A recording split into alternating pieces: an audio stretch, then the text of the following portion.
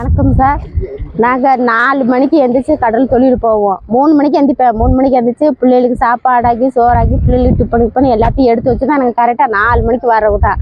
4 மணிக்கு இங்கேருந்து கடலுக்கு போகிறோம். நாங்கள் கரையை வர மதியம் 2 மணி ஆயிடும். இந்த 2 மணிக்கு வந்து இந்த மறுக்கை தட்டி மீனை பெருக்கி நாங்கள் எடை போட்டு கொடுத்து நாங்கள் பசியும் பட்டினியுமா தான் நாங்கள் கடந்து வீட்டுக்கு போகிறோம்.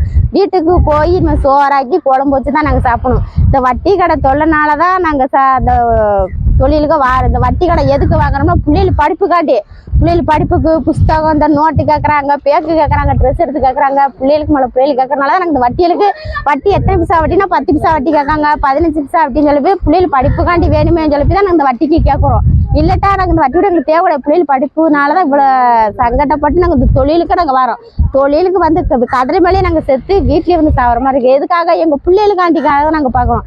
எங்களுக்கு அரசாங்கத்திலேருந்து எங்களுக்கு அதாவது நன்மை செஞ்சால் அது நல்லதுன்னு நினைக்கிறோம். கடல் உதவியில் கொடுத்தா நல்லது. குறைஞ்ச வட்டிக்கு கொடுத்தா கூட எங்களுக்கு தேவையில்லை. என் பேர் தனலட்சுமி. சுவாமி விவேகானந்த நகரில் நாங்கள் இருக்கிறோம். கடலுக்கு போகிறோம். 4 மணிக்கு போகிறோம். 8 மணி 9 மணிக்கு வரோம். ரொம்ப கடன் வாங்கியிருக்கோம், கட்ட முடியலை. ரொம்ப இஷ்டமாக இருக்குது.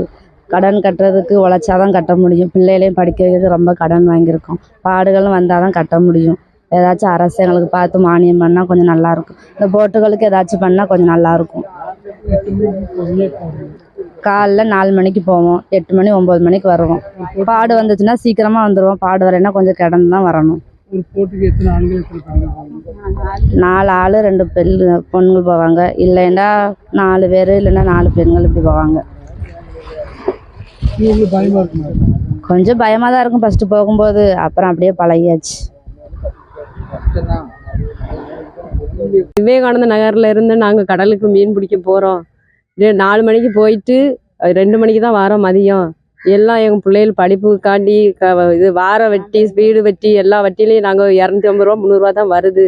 அதை வச்சு நாங்கள் எந்த வட்டியை கட்டுவோம் போய்? அதனால நீங்கள் தான் எங்களுக்கு ஏதாச்சும் ஒரு உதவி செய்யணும். போய் ஏதாச்சும் பிள்ளைகள் படிப்பு செலவுக்காக தான் எல்லாம் பார்க்க வேண்டியது இருக்குது. பிள்ளைகளை கூட பார்க்க முடியாமல் நாங்கள் போய் இந்த வட்டி கடன் கொடுக்குறக்காண்டியே போய் உழைக்க போகிறோம்.